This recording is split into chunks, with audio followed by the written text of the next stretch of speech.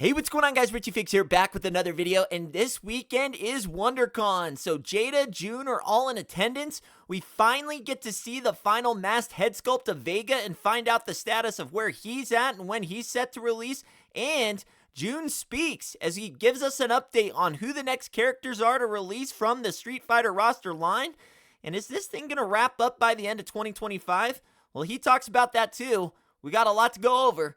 Let's do it. Alright guys, taking a look at the first photo, Vega at WonderCon, and he turned out really good. We got a lot of things to talk about here real quick, and the masked head sculpt turned out really good. I think it was a good decision to go with the sculpted on mask and then just have a maskless head sculpt where you can use the mask as the prop and everything like that, just because I had talked about this in my live stream that masks that plug on to the face just never end up looking right. It just always looks a little bulky. It doesn't look very naturally form-fitting or anything like that. So I think they went the right route with having the masked head sculpt. Just have it be molded directly on and then have a maskless head sculpt. So that turned out really good. And then I want to talk about the proportions here because he looks a lot skinnier. I mean, granted, we haven't seen, I guess, a prototype of Vega in a couple of months, but man, his legs look a lot skinnier. The torso's looking a lot thinner. Like, the way I feel like he's supposed to be. I feel like one of the main criticisms of some of his earlier prototypes is that he was a little bulky. He looked a little thick in the chest. Well, he is a ripped guy. I'm not going to say he's not muscly or anything like that, but he kind of had like that lanky vibe to him. I feel like a shredded, taller tone where I feel like the legs are looking a lot more in proportion of what you'd expect of the character along with the rest of the body.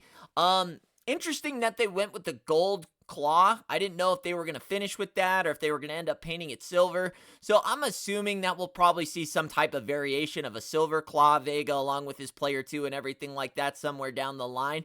I can't really tell what's going on with his hair on this mask head sculpt. I'm sure it'll be something like the DJ and possibly the Cammy where maybe that braid has got like a little plug-in feature and you can kind of move it around, or some type of articulation to it to some degree. I can't confirm nor deny that.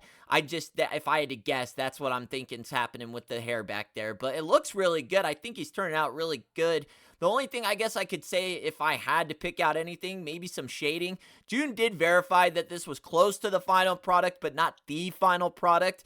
So we are going to talk about Juhn's interview a little bit here, but I'll go over the rest of everything he said a little bit later on in this film. But just to go over Vega in specific, he did say that this still has a couple more tweaks to it. So they really are working on this Vega, and I would assume, and I've talked to a couple of the AliExpress guys, they said the pre-orders for Vega are set to satisfy in May. So Juhn did verify in his interview. He did end up talking to the Toy Migos. So shout out Toy Migos. Link to their YouTube will be in the description below as I do talk about the interview that they had with Juhn in this video. They did verify that Vega is going to be finishing up and should be hitting in his pre-order, should be coming very shortly. So sometime in April, we should see a pre-order for Vega, and then satisfaction as far as that pre-order being verified should be in May.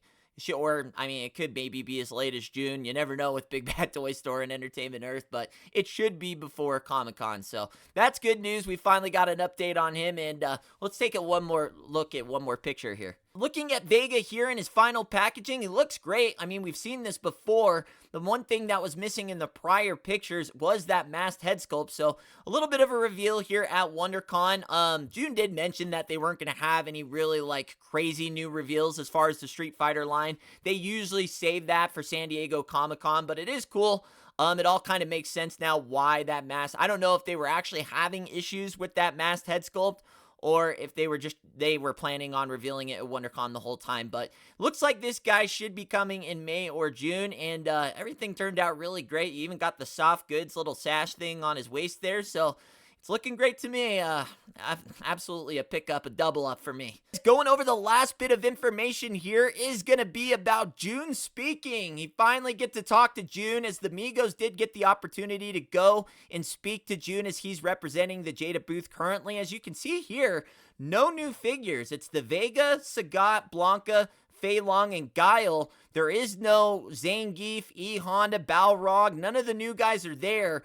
But the Migos did ask who are the next characters to release. As far as the Wave 5, in no particular order, it is going to be AKUMA, E Honda, and BALROG. And then he said the final 2 characters to finish out the roster are going to be ZANGIEF and T-Hawk. So they're saving the mega big boys for the end of the line. And, well, I could say right now, AKUMA, look for that to be coming towards San Diego Comic-Con. But he did also say that unfortunately it does not sound like they're going to finish the roster this year, as we will probably see Zangief and T-Hawk spill over into the early 2026. And I had thought that was going to be the case anyways, because I mean, basically the pacing that we've gone so far this year, that's just kind of where it seemed like things were headed. So, I mean, granted, we're still getting the full roster. It's still a hell of an accomplishment, but it does seem like there have been a few probably unscheduled setbacks where just production didn't get going as fast as they probably hoped for, and they're probably taking their sweet time on this thing. I mean, it is their baby. They have been working on it. It's their claim to fame, if you will, and really put them on the map. So I don't blame them at all for taking time on this and really making sure everything's the way they want it to be. So, I mean, it's still cool, and that's really all they covered. He said the Player 2 variants are going to still be coming, helps keep the line fresh and their name in the news cycle in between the figures of the new figures. So expect more Player 2s to come, as they sound like they are not far from done with those.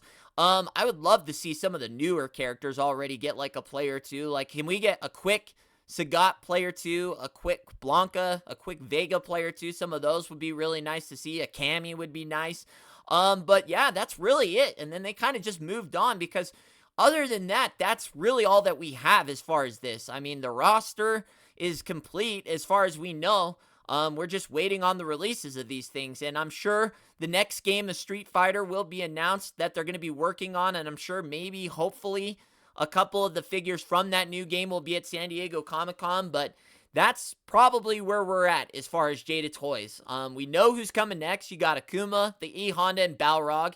Expect, like I said, I mean, I would be beyond shocked if AKUMA wasn't coming at San Diego Comic-Con, but you know, you never know. I don't know how far they are in productions, but he at least did name the next 3 characters that we can expect to see. And I'm excited for all of them, obviously. But T-Hawk and Zangief, the big boys, those will probably spill over into that 2026 early Q1 cycle. Maybe even as late as Q2, because I think, I mean, hell, what is it? It's March, April 1st is when we're starting to see that BLANKA and SAGAT start to hit targets. So it might spill over in maybe Q2 for those guys, but you never know. You never know how production's going to go with that stuff. So guys, it's a little bit of a shorter video today, not a lot of information, but I wasn't really expecting a whole ton. But it's cool that we got to see Vega in his masked edition. We find out who's in Wave 5 and kind of have a roadmap until we get to San Diego Comic-Con, and then from there, I'm sure there'll be brand new stuff to talk about and everything like that. So hopefully you guys did enjoy the video. If you did, leave the video a thumbs up. Subscribe if you're new. I'll see you on the next one. Richie Figs. Later. I'm